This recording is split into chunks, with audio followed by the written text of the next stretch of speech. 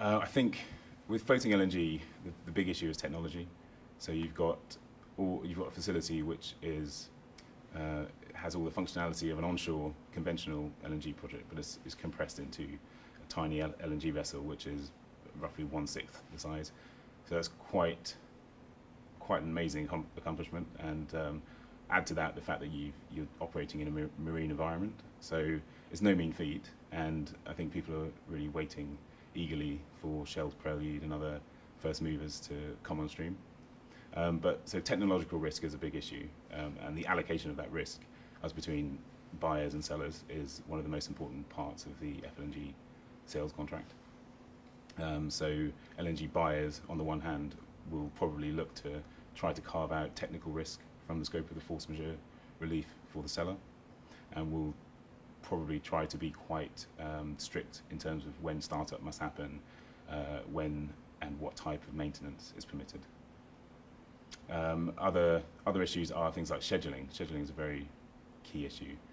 So you've got much tighter storage conditions on an FLNG vessel.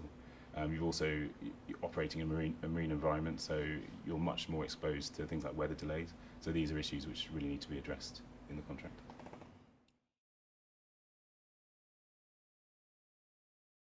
I think now is not an easy time to launch a new project, but I think if you're going to launch a project, it has to really be innovative and bring with it cost or other benefits.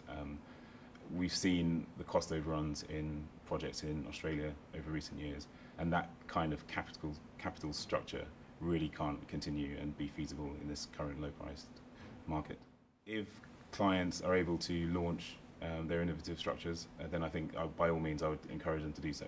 One thing they have to be aware of is that the sponsors on these types of projects are likely to have to take a lot more risk than they would on a conventional project. So I've talked already about floating LNG sales contracts and the allocation of risk between buyers and sellers, but also on the financing in terms of the risk that the lenders are willing to take.